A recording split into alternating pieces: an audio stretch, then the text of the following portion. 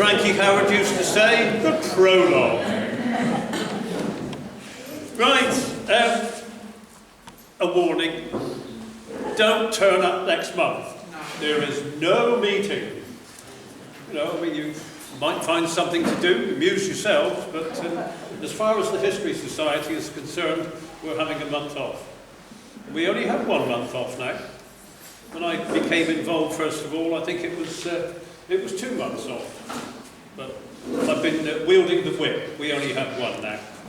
So, no meeting next month, but we do have one in August. And we're reverting to the Saturday afternoon.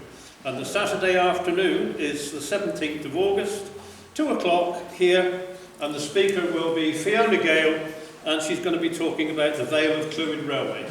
And you won't get lots of pictures of steam engines before anybody says anything.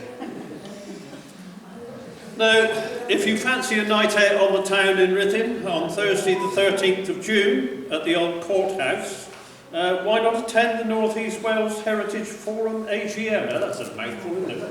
6:30 for 7 o'clock. Following the meeting, weather permitting, I think they're being a bit optimistic, a walking historical tour of the town.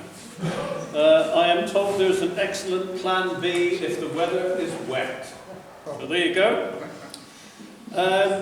Saturday the 15th of June, Real History Society are planning a trip to Beaumaris Jail and Courthouse.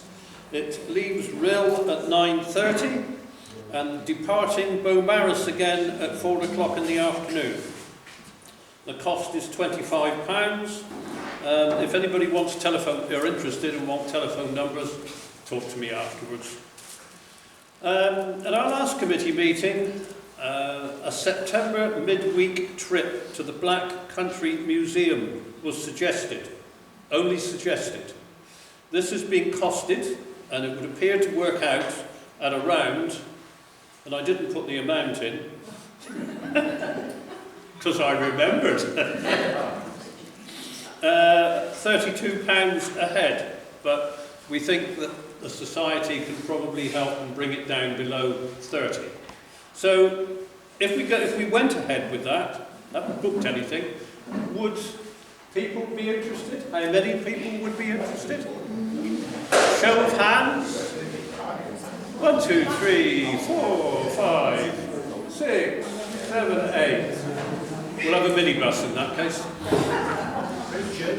Hello. Does £32 include entrance? Yes, that's the entrance fee to the museum, because as a group you get special rates, and the organiser gets a freebie. And I'm not the organiser. So there we go. We'll discuss it at the next committee meeting and see whether we take it forward. Could you say the date again? Pardon? What date is it? I didn't say a date. Oh, that's all right. So I won't say it again. No, it'll be midweek in September. We haven't decided on a date yet. So, one final thing, the note cards, they're on sale at the back of the room. But having done the prologue, tonight, something a little different, as we welcome a motorbike. No, we don't. We welcome the Blood Bikers and Phil and Paul. And they're going to talk to us about Blood Bikers Wales. So I'll leave you in the capable hands of Phil and Paul. Thank you very much indeed.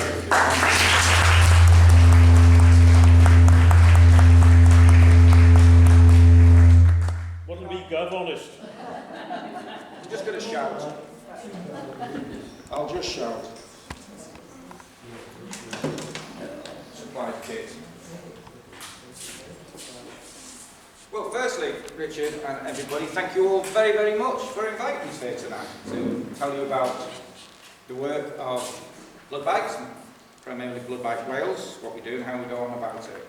Firstly, some introductions. My name's Phil Hackney, and I'm a local guy. I'm a blood biker, I'm a fundraiser, and I'm also a controller. More about the work of a controller in a bit. To my right, a gentleman and good buddy of mine, Paul Morgan. He's very kindly brought the bike here tonight for you to see, and then straight after the presentation, he's on duty. He's off to Denver, is that right, Paul? Paul's a bud biker, and he's a very active fundraiser also. So, what you're going to see is an inherited Blood Bike Wales presentation, which when I first inherited it, I thought it was a little bit facts and figures and people were drifting off and all the rest of it. So this one's got a few embellishments, my embellishments on it. So the first embellishment tonight, ladies and gentlemen, first before we go into the facts and figures, I thought I'd just take you on a bike ride.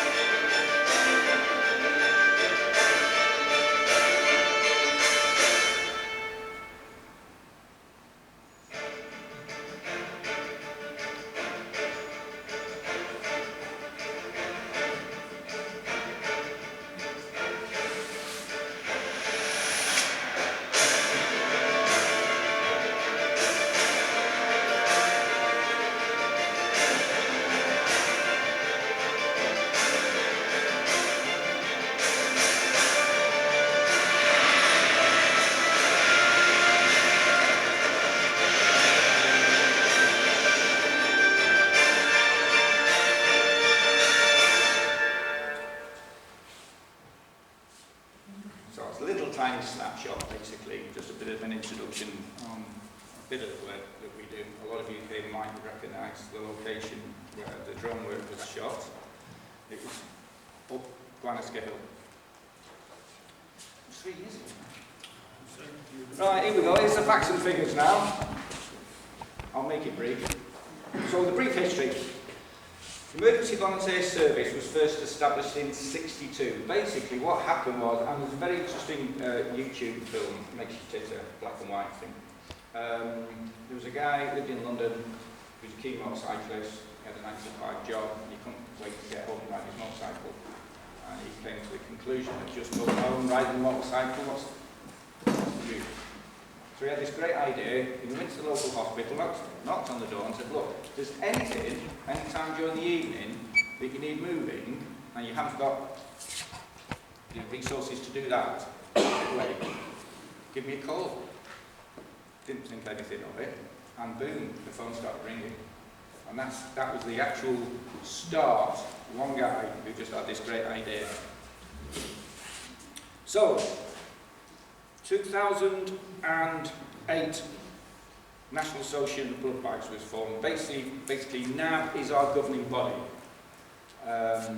All blood bike groups around the UK run themselves to what their requirement is, because all our requirements are very, very different depending on locality, whether it's urban, whether it's rural, and go on about particular bikes that are better for certain jobs. So we all have autonomy to run ourselves. However, anything big and important, we can throw in at NAB, and they've represented us at Westminster 2 years ago, I think, and we managed to get all of the blood bike fleet free road tax, we don't pay road tax. So they are good for something. We don't really have any communication with them other than, if anything, they're really big hassle. In 2011, Blood Bike Wales formed. And then it all started kicking off with the formation of our local group, Wrexham, which is the group that Jim and I belong to, was formed in 2015. It slowly, different groups slowly went from the south to the north and were subsequently formed going forward. And then April 2016, the Wrexham group went live and we went into service. More importantly, close to home. Over the Christmas period of 2019, a group called Wrexham Coastal went live. Basically, Wrexham Coastal is a satellite group of the main Wrexham group. Wrexham Coastal are commonly known as Coasties. Paul and I are members of the Wrexham Coastal group. This bike belongs to the Wrexham Coastal. Well, it doesn't belong to, it belongs to Blood Bike Wales, but this is our pride and joy, and this bike lives at Glenclwyd. We're affectionately known as the Beach Boys, but the idea that came about this was when I was riding for Wrexham in the early days, and a few other guys, local guys around here, what we had to do, we had to get up at 6 o'clock, drive to Wrexham, pick the bike up, check the bike, book on. We'd spend 11 hours in the saddle, that's how long the shift is. Then we put the bike away, and then we'd go all the way home again from Wrexham. It was tedious, and it really didn't sort of attract any fellow riders around here to join. So I said to our trustee, I said, we could do with a bike in my neck of the woods. And he said, well, where are you going to put it? And I stupidly said, I'll look after it. So I had a bike at my house that was made available to any local guys, so they could just come to my house, book on, start a shift from here, so I'm just going to Wrexham. And then COVID hit. And we weren't furloughed. Our work went through the roof. And I had to find myself getting up in the morning, I had to sanitise the bike, push it to the end of my drive, guy turn up, I'd stand the back, he'd go do the duty, he'd come back, he'd go, I'd sanitise the bike and put it away. And I did this for 9 months, and it got a bit tedious. So I thought, there's going to be a better way of doing this. Plus the fact that the blood bike was put away in the shed where my wife's bike was, so she was getting a bit nicked off, she wanted the bike shed back. So we just put an email off the top of my head to facilities at Glenclwyd, just simply saying, hi, we're a local blood bike group. Could you help us out with somewhere we could probably store a bike and we could run it from there? And I thought, this is a punt, it's not going to happen. 10 minutes later, the email came back and said, yo, do you want it? I was absolutely gobsmacked, I couldn't believe it. I was caught. Yeah, I didn't know what to say. I said, oh, great, so quick. So I just said, we need some room within Glenclwyd where we can put a container and store a bike in there, please. So he said, let's have a meeting. So we had a meeting, we went into the car park by the Path Lab. We do a lot of work with the Path Lab, so it makes a lot of sense. And I said, that's nice, I'll put it to you, it's okay. So I thought, okay, better find somewhere to store it. Found a container that was being thrown away by a local big, well-known housing development company. I'm not saying any names, they were throwing it away, so no, don't throw that away. So we got ourselves a container. We got it shifted to Glenclwyd, and over Christmas, between Christmas and New Year, we got it painted. Got this bike, the biggest bike was in there, and we went live. It all happened so amazingly, smoothly, and very, very quickly. So it's stuck. We now have a permanent base here at Glenclwyd. More facts and figures, ladies and gents. So there's 3,000 plus volunteers at our National Association of Blood Banks. That's all over the UK. Blood Bank Wales, these figures are a little bit aged, but to give you an idea, 513 volunteers. In the Wrexham we have 93 volunteers. Of those, 46 are riders, 46-ish. Just because you're a member of Blood Bank Wales, you don't just ride a bike. There's plenty of other roles within Blood Bank Wales, which I'll come to in a minute. And yes, Wrexham has 3 bikes. So, like I said, these figures are a little bit old, unfortunately. I'm sorry about that. But in 2020, we accomplished 1,449 jobs. 2022, blood bikes fleet covered 404,000 miles. And in up to July 2023, total jobs 40,409 miles. And that's all carried out for the NHS. So the regions covered, I will go through this fairly quickly. Basically all of Wales, and the dark blue pallets was the last one to come online, and they were the last piece of the jigsaw that was fitted in. So all of Wales now are covered by a blood bike group. So who are we? Anybody really? Mechanics, teachers, farm workers, engineers, security staff, medical staff, building trades, firefighters, whatever. As long as if somebody's got some time, they can dedicate to blood bags. We welcome them and embrace them. So we have a quite large cross-section of people joining us. So in more detail, what do we do? We're an out-of-hours emergency and in-house supplementary motorcycle courier service for the NHS. That's sort of our brief. This is the big one. Not many people probably know it. I might go away, so can you see the screen, yeah? I'll keep dipping in and out. So we also provide a frozen donor baby milk delivery service. I can see some people, what? I will explain more later. Big part of our service, big part of our business. People think we work for the NHS. We don't. People think we get contributions from government or local government. We don't. We are funded entirely by public donations and business sponsorship. All our own fundraising generates the funds to keep these bikes on the road. Nobody, like Wales including the chairman, gets paid. And all the services that we provide to the NHS, we provide free of charge.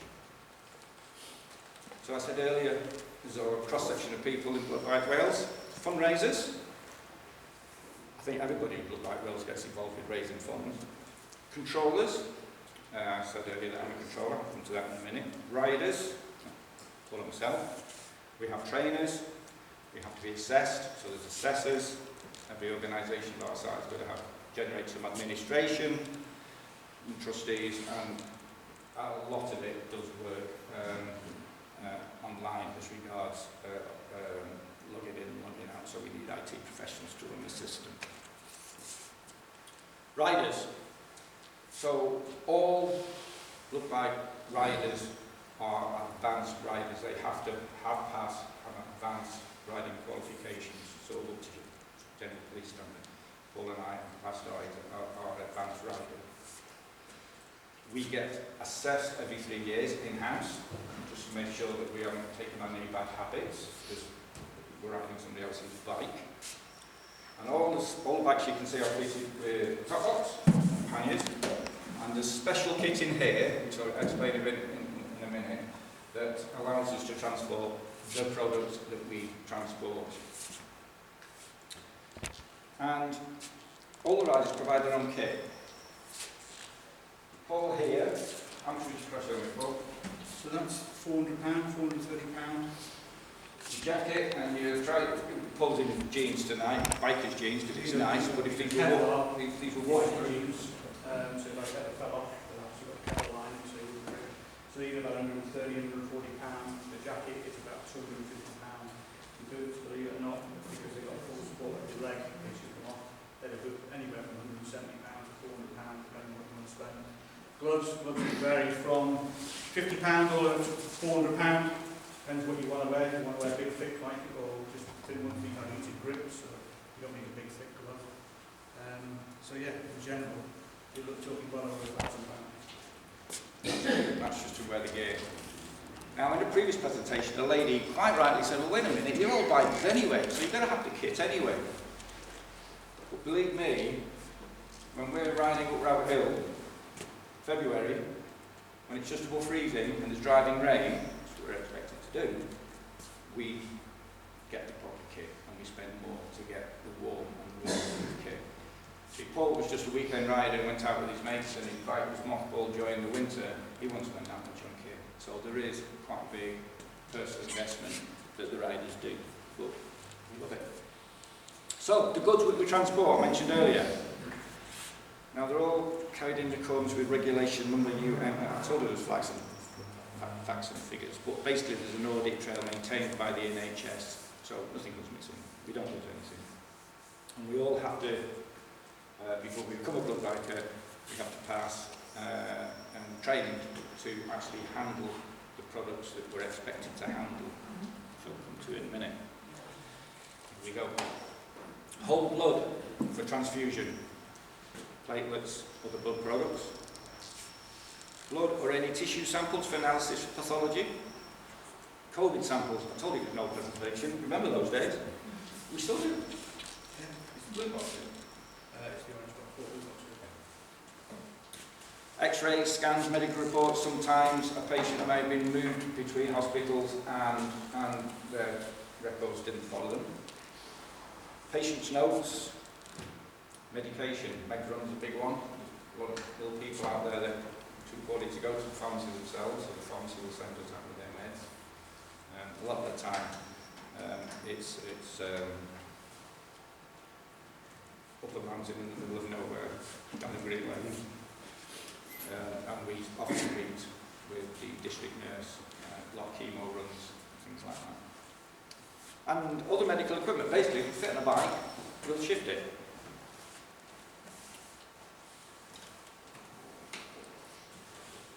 This is a very special service. This is close to our hearts, and this is quite a big chunk of our work. So basically, out there, there's an old army of mums who's given birth, and little baby has now moved on up onto solids, but mum's still producing milk. So what mum can do is phone, believe it or not, a milk bank. And our nearest milk bank is near Manchester, Chester. And what they will do is they will send mum these 1 litre containers, a bit of paperwork, and mum will express into these containers and immediately put these containers into a freezer and freeze the milk. And when the freezer's getting full and there's no room for food, she will ring the milk bank and say, I've got 10, 12 litres or whatever. The milk bank will call us to say, go and see Mrs Jones at such an address, and we'll go and pick this milk up. And this milk has to be kept frozen. So we have a special box that goes in the back here, with dedicated for transporting milk. And it's obviously time critical, because we've got to get it to the milk bank before it starts thawing out. The milk bank will then test it, and then store it after it's been pasteurised. Great.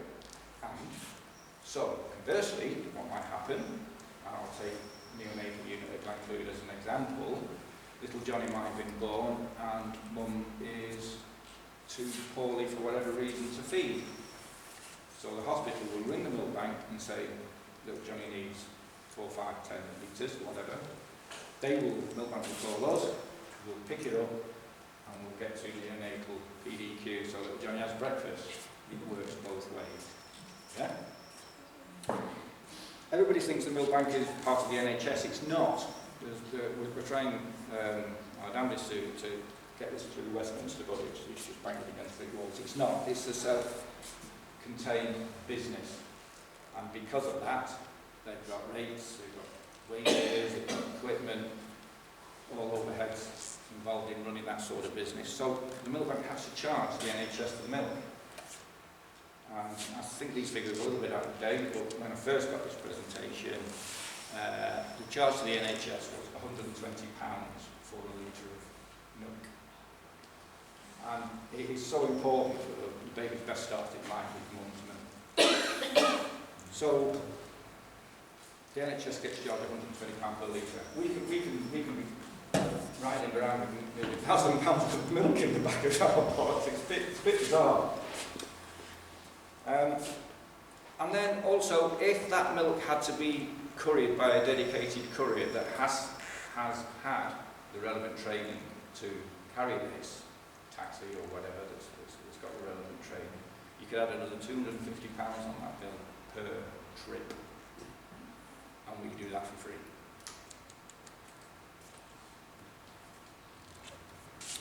This is one of my embellishments again. This is a recent slide I've pinched from Public Health Wales. This is a new service that we've been asked to provide, and at the moment it's only being provided down in South Wales, because it's going through a sort of a testing period, but it's very, very, very successful, and it shortly will be rolled out across all of Wales, including here in North Wales.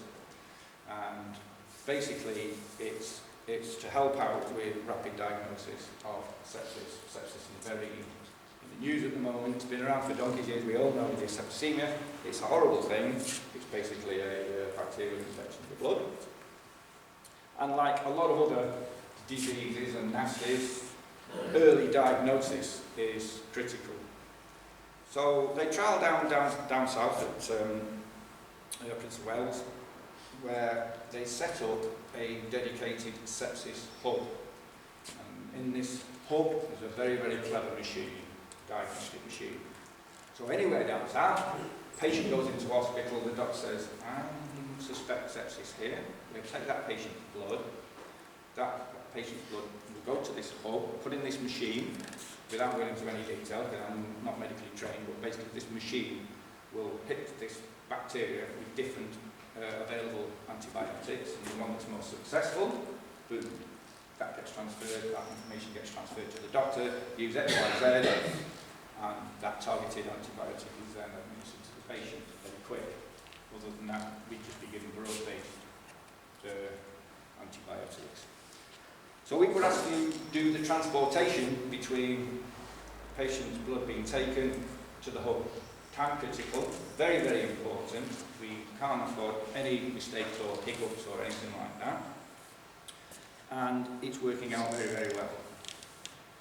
So this is something that, again, we're very proud to do, and this is going to be spread out across North Wales. I think locally our hub might have to be the main line or Glen.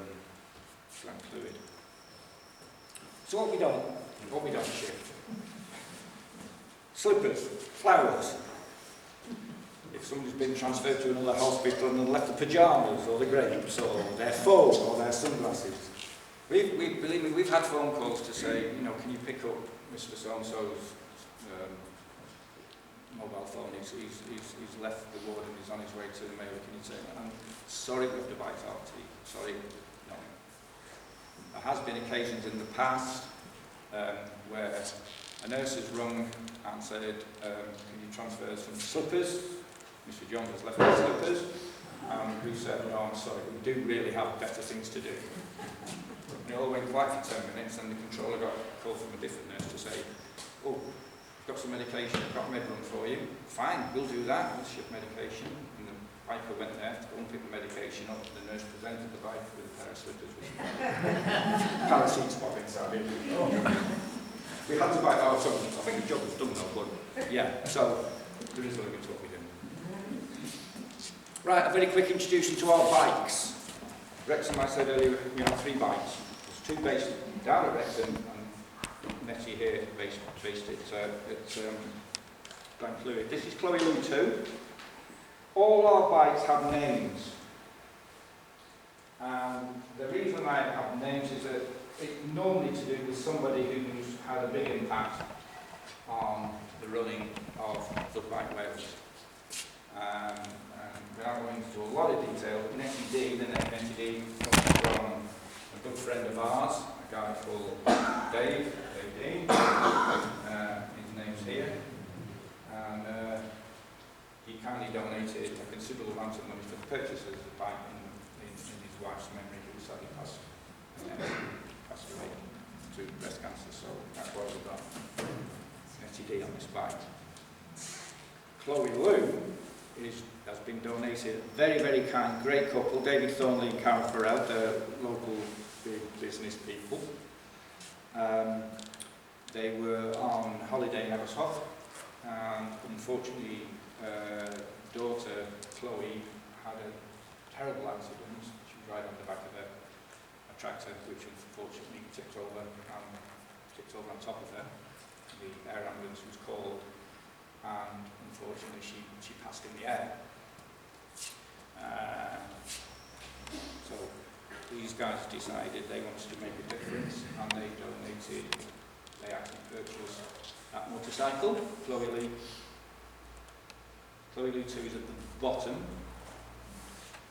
And they also went to say any servicing, tyres, just send us the bill, and they pay for that. They're great.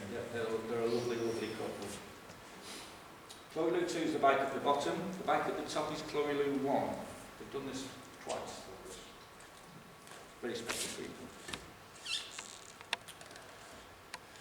Netty D, we talked about Netty D. So this is Netty D 2 actually, because the first Netty D that we had is the bike top right. On the left hand side, that's Dave Dean. He's the one that made a substantial contribution to the purchase of this, and that bike was only in service for 11 months when it got rear-ended. I know the biker actually. And it was written off. I mean, we're gutted, because we love our bike. And we worked very, very hard to make sure that Netty D was replaced by line for line, the same bike. It is the same bike, it's just got a different more modern face on it. So the insurance cost up, I was about 30, we were still short. Steve Morgan Foundation, people here probably know him, is Mr. Red Rome. They support blood bikes quite a lot, not just here, but also in Cheshire. And they very kindly gave us the rest of the money to make sure we replaced Netty D with Netty D, line for line. Nice story. Carina's the most modern, well, not modern, newest bike in the fleet. She's a Honda, and she was financed by Toyota in Design. You guys probably know, an old Toyota model was a Toyota Carina in the old days, so we asked us if we could name it Carina. Well, of course we would take the money, we'll name it anything. So this bike is active down at Wrexham. Now Buddy. Buddy is the name of that little dog. That's a pat dog, therapy dog. And tragically, unfortunately, 6 months ago now, Paul, Buddy passed away. But the bike, that's Yamaha, that was donated by the Mayor of Wrexham out of his charitable funds. That's Andy Williams, the guy in the middle there. Donated funds to buy that bike, Buddy, which is since retired. It had 77,000 miles on the clock. It was only 3 years old. It was a busy bike. So that bike now is retired. However, Andy then bought the bike back personally, kept the livery on it, and that bike is used for fundraising events. It's not actually a blood bike, no longer, but we keep it as a fundraising event, and he just asked us to name the bike after the dog. So that's why that's called Buddy. Buster, this is just a model bike. As you can see, we've got two actually, haven't we? I'm going to picture the new one. So Buster is that red one on the right there. It's just a little tiny miniature bike. It's great for fundraising events. You put it next to the big bike, the kids get on it, they love it, have the picture taken on it, and then mum and dad will drop a quid in the bucket. It works well. So we cart that around as well on all fundraising events. Every penny that goes into all of the fleet, purchase, insurance, fuel, tyres, service, any other ancillary expenses to do with maybe the container, whatever, every penny we have to earn ourselves. It's a lot of money. That's 22 grand. What did I say? We dropped 40 off in Wales. So, how the service works. I mentioned earlier I was in control as well. If you were unfortunate enough to ring 999, the lady would say, emergency, what service do you require? That lady is the controller for the NHS. We have a similar person that does the same job for ourselves. So the NHS have no 300 number that they can ring, and when that number goes through, it will be redirected to one of our controllers. So the controller handles all of the bikes within Wales. It's a scary job. I'd really, really rather be riding a bike than being a controller. Very responsible. All of Wales. I can't pronounce some of the name of the hospitals down south. So anywhere in Wales, something that needs moving, they'll ring this number, the controller will pick the phone up. The controller can be anywhere. It can be in the north, it can be in the south. I've actually done a controller shift from my motorhome. People have done them on their boats. All you need is a laptop and a phone. But you're responsible for the movement and the welfare of every biker that's on the road in Wales. And you have to monitor the delivery, the pickup, the delivery, anything happens, puncture, whatever, it's the controller's job to look after these guys. These guys cannot ride without logging on with the controller. If there's no controller on duty, there's no service. It's very, very important. So, basically, that's what, I mean, at home I've got a big desktop, it's got a map of Wales on it, so at least I get some sort of indication of who's ringing up and what service they require, and where the nearest bike may be that can service that person. And that's all we do. Just regular people. This is yours truly with the old bike. Riders. So, start the shift. Paul will take the bike out, do regular checks. He's got to do that. Then he'll bring the controller and he'll book himself on 8 o'clock in the morning. And he'll just say, yeah, all the checks are done, the bike's fine. And then he goes on the database as being on duty. Okay? And he'll probably be in that saddle for the next 11 hours. With regards to Wrexham, we have what's called routines. Five pickups we have to do, we are committed to do, we're contracted to do 5 days a week. Deeside 9 o'clock, after Connors Quay,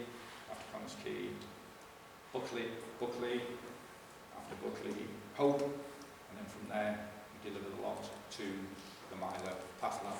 We do that 5 days a week in the morning. Nothing gets in the way of our routines.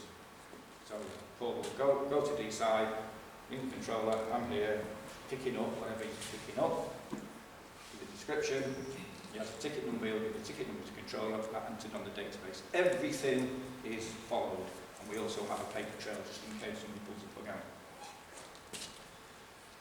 And then, once all the routines are done, Paul stands down, go and grab a coffee, he can take the bike home, whatever he wants, and he stands by his phone. And invariably it will ring just as his tea bag's pulling out of his cup, because he's got a job. And it could be anywhere, it could be anything. So he could be picking up blood, he could be using this box, or if he's got a milk job, he'd have to go to the unit, ditch that, get a milk box, it's only used for transporting milk, and do the milk job. It could be anything, anywhere. That's what we like about it. Every day is different. So the benefits of motorcycles. We'd like to think that if you saw this in your mirrors, you'd sort of like maybe slow down, just pull over and let us pass, because it's important work. So a living motorbike does seem to be able to make good progress. We ride to the rules of the road just like you guys. We can't break speed limits, we can't go through red lights. We ride to the 20-mile-an-hour speed limit, don't we? We don't use blue lights or sirens. Some blood bike groups in the UK do use blue lights. Mainly in built-up areas, London, Manchester, Leeds, they have blue lights and sirens because they spend a lot of their time trolling along a 10-mile-an-hour congestion. We're very fortunate in this neck of the woods. It's very rural. We're not in that situation. We don't need to use blue lights. We think we can get through without the use of those. Plus the fact to train Paul in the use of blue lights, it is just over £1,100. We have 44 riders in the summers. So we don't need them. We free up other emergency services, of course we do. 2011, 2012, again, sorry about the outdated figures, but it gives you an idea. How would our health board spent £230,000 on taxes alone in that 1 year? And then we knocked on the door and we said, you can do that for free. So we upset quite a few taxi drivers. So, typical data excellence. This is what I was talking about earlier about the controller's job being a nightmare. So we have a sample that's generated at Glenclwyd, and it needs to go down to a lab in Bristol. The controller's job is to get hold of Paul, who's on duty.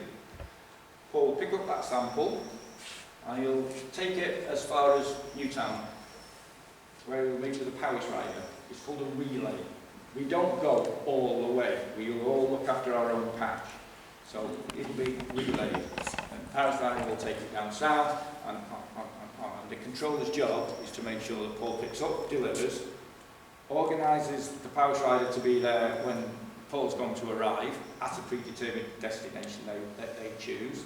Then they've got to sort out getting that down south. And it's quite tense when all the other stuff's going on and the phone's ringing with all the other stuff in the background as well. But that's how we operate for over long distances. It's just simply done as a relay. Okay, pretty pictures. Oh yeah, this is just pictures of the blood lights really. It's very rare you see four bikes together. I'm just taken outside the cancer unit at Glenclwyd. The bike on the right is a bike from our neighbouring group, Northwest, Bangor, basically. And they were picking up some meds from the cancer pharmacy. The bike behind is a Wrexham bike that was taking some meds. I am the third bike along, and the fourth bike along is a guy who just started as a blood biker, and when we just start, we shadow somebody so we learn the road basically. And he was shadowing me, and I just picked the bike up round the corner where the lock-up is, with the guy who was shadowing me, and we just saw these Bangor bikes there, so we just stopped. And the nurses all got giddy and all ran out with the cameras. Yeah, took an old picture. And the rest of them is buddy there, various places that we go to, blood banks. We also support the Welsh Air Ambulance Service. This is mainly for whole blood. They will bring it from south, and they're currently based at Welshpool, and we will go down to Welshpool, we'll pick it up again in a special container, and it normally gets transferred to my way, but that's look for transfusions. So we have close ties. We have close ties with the Welsh Air Ambulance. Going back to the COVID days, our work increased overnight 300%. I have very vivid memories of shifting COVID samples. Remember the days before you could self-test? Yeah, all the care homes we had to take swabs to, we had to pick them up, take them to the. I found out how many care homes there are in North Wales. There's a lot, believe me. We did a lot of miles. We never stopped. And it was very hot summer. It was very hot. So we were on the road. It was easier because there was nothing else on the road. So we made good progress within the speed. August 2020 saw our largest ever monthly job. Blood Bank Wales was formed. We completed 980 separate jobs, and our fleet covered 45,000 miles. And for that, we've been recognised, which we're very thankful for. The guy in the middle is our trustee, our local trustee, a guy called Chris Jones. He was recognised, and the whole of us, we got the Queen's Voluntary Award for the fact that we just worked very hard all the way through those horrible COVID times. And that just is indicative of all the groups within the UK. Here we are, on the left-hand side there. But there's a lot. All of the UK, Scotland, Ireland, Wales, England, that's covered by the right service. And that, ladies and gentlemen, I'm glad none of you have drifted off. is it. And if you've got any questions at all, please fire them away. Don't hesitate to ask. If they're difficult, I'll pass them over to Paul. And if you want to come forward and walk to the bike, ask questions to the bike, sit on it, get your picture taken, you are more than welcome. And then I think after that, Paul's got a job. Thank you all very, very much.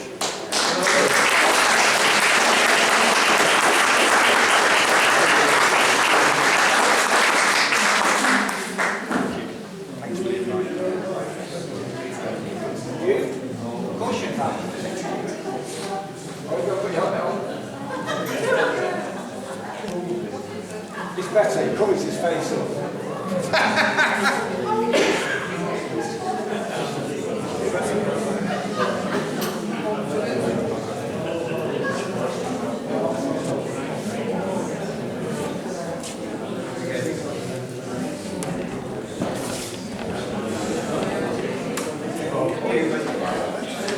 Obviously there are a lot of questions. How much is one of these bikes? This bike, I said earlier that all different groups have specific bikes for their turf. So if it was very, very, very, very rural, they'd have probably more of an adventure bike, which probably, I don't know, 15,000. We spend a lot of time in the arterial A55 going between Myler and Glenclwyd. So we're very fortunate that we have this BMW that is fully loaded.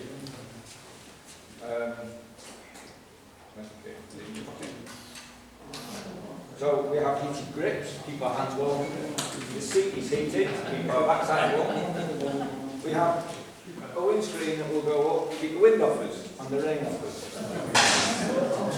It's an all one of those. Sat nav is obviously really important. So yeah, this is fully loaded. It's a BMW, it's the top of the range. This is probably 22 when it's all living up and prepared. It's not cheap. Our insurance bill is £14,000 a year to insure all the riders in North Wales who ride the bikes. So it tops up. Imagine how much fuel we go through. We were very fortunate during COVID times because BP offered us free fuel. Yeah, we keep that quiet because they didn't offer any other emergency service. Oh, look at that. I've said it now, I'm not like blowing it. No, they were very good, and so I always find a BP petrol station, fill my car up, and just as a thank you, basically. So yeah, they're not cheap, they have to be serviced regularly, they have to be insured. We don't, fortunately enough, we don't pay tax. And like I say, in Wales there's over 40 odd bikes, all different types that suit their particular requirements. What sort of fundraising do you do? Fundraising, you'll see us everywhere. If we've got an opportunity to fundraise, we will be there. We're at Sorry, didn't hear tomorrow, the question. fundraising opportunities. Right. Tomorrow we're at Careless, the agricultural show. We have a pop-up and people walk past and buy merchandise and drop a quid in there. So this will be there all day tomorrow. Roasty as well tomorrow. Yeah, Rudfest. All right. Yeah, I'm there for 3 days. I'll be there with Nettie. Anywhere there's an opportunity of a car show, prosthetic car show, we do that every year. Garden fakes, Grosvenor, Christmas. Yeah. You do quite well with all that. The people are quite generous. People are very generous, and let's face it, when it costs a living, but Yes. Yeah. when they ask us questions and they realise, because they think, people still think we're just part of the NHS. They don't, what, you do this for free? You give your own time? How much? How would you get the money from? They're just flabbergasted. And fortunately, we've got a very good treasurer.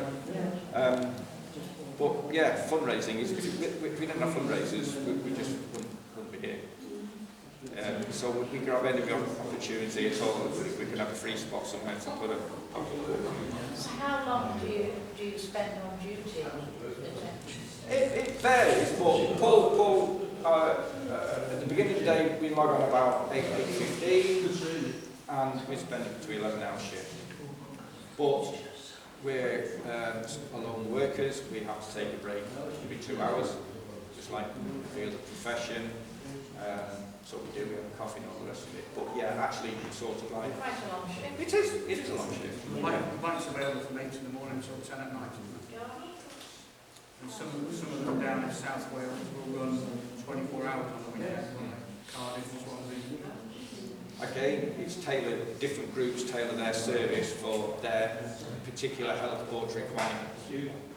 And of course, Betsy keeps them very busy. So it is a big commitment. So obviously people will sign on. I'm fortunate I'm retired, so I can sort of pick and choose any time. Yeah. Paul still working extremely hard, but he gives his time at weekends and at evenings. It's well, very flexible for anybody who wants to put time. All voluntary, 100% voluntary. Yeah. Tell me, are your riders always radio contact? We have comms unit. Constantly comms unit there. The side of the helmet, so we can actually take calls on the fly. Right. I'm in permanent communications. I've been checking my phone most of the evening because I'm on call. I'm on till 10 tonight. I've got a job. I've got to go to Denby after here, get a sample to go to Bank I may get another call then to get something else to take to Wrexham later on. So you need to be on comms because you need to be adaptable while you're riding. And have they ever considered actually taking patients? Patients. To move patients, or we get asked a lot about organs. That's the work of a medical professional. We're not medical professionals. We're motorcycle couriers, basically. We're not medically trained, so we can't do anything. I just sell Coca-Cola. Got no clue. I'm an ex-photographer. So no, we're not. That's a job for the medical professional. We can't get involved in that. Is there an age limit to volunteering? No. Not at all. A rider, when he reaches, let me get this right now, I'm being filmed, so I might get this wrong. How old is you? 75? I think there's a certain age limit where a rider has to be reassessed. I think it's just an insurance stipulation. But it's down to the assessment. If that person is a bit wobbly, then obviously won't get the bike ride, but it's still very active fundraising, or maybe even being a controller. So no. Do you ever use your own bikes? We don't. We're very passionate, our group, about using bikes that are provided by Blood Bikes Wales, because that's a trail that we can control, the purchase, the servicing, etc, etc, etc. Neighbouring Cheshire and Merseyside, a new blood biker will be expected to use his own bike for a trial period before he's then allowed to ride a livery blood bike. We don't work like that. We don't work like that. We don't like that. Don't like Why people. don't your work the same? Don't like people. Like I said earlier, every blood bike group has certain criteria that fits their health board's requirements, their locale, so we have quite a lot of flexibility on how each group runs itself within certain parameters set by now. Silly question, what reason did the government say that you're not going to get money of it? Probably a stupid answer. Well, you know, I wish you knew the answer to that. We were recognised, I think it's just before COVID, as the fifth emergency service, but I think they just know the guys got to fund themselves, leave it with them. We really don't get any help from anywhere other than the kind Richie's doing this, wrapping in the tin and outside Casborough. If you had funding from the government, you'd have a lot more red tape. Correct. That is yes. So every cloud and all that is correct. We would be singing to somebody else's tune that we might not. You'd be on a 125 Chinese motorbike. That's right. Yeah. The electric one. Oh, God forbid! Somebody electric. I can answer one or two of those questions. I mean, if you accept money from the government, you cease to become a charity. Yeah. First and foremost. I mean, I was involved with a voluntary organisation and they got into difficulty with public funds, and they accepted government help for about 13 years. And as you quite rightly say, the amount of red tape and the hoops that you had to jump through to account for the money that you received from the government. They seem to be giving grants to anything bad, I think, don't they? Well, I mean, there are a lot of organisations out there that give grants and things, and I'm afraid that's where a lot of organisations turn to. Do you get preferential rates on fuel? Like I said, during COVID, BP were very kind to us. But to answer your question, no, we just operate like everybody else. The important thing is, if you see a guy riding down the road with a high vis on, that's a sensible bike rider. If you see a guy riding down the road with a high vis on, with blood on the back, that's a guy on duty. He can only wear that jacket when he's on duty. If he gets caught wearing that jacket when he's not on duty, you'll get a reprimand. That's the only thing that, as riders, you get given, but it still remains a property of Blood White Wales. This is the rider's jacket that gets awarded to you once you pass your internal examination. But no, to answer your question, sir. I'm going to stop the questions here because I need to sit down. Thank you very much. Thank you all very, very much. And again, if you want to ask any Phil, further questions, please do. Other than that, it's been a very interesting evening. I don't think I've ever heard so many questions that have been fired at a speaker since I've been involved with the History Society. please I think we underestimate the voluntary organisations that exist throughout the UK. And as I used to say when I used to go out talking about the voluntary service that I represented, if all of the voluntary services at the same time down-tooled, it would have a far greater effect than any other organisation that there might be in the country. You go into a hospital and the first person you see, probably the WRBS, and they're the very people that you go to first of all to ask, where do I have to go? Where is it that I need to be? And that's a volunteer. If you go to the T-bar in a hospital, volunteers.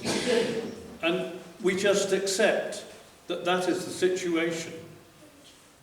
And there are so many of those organisations that exist that are doing important, necessary work. And we've got one of them here tonight. So again, thank you both very much. Thank you very much.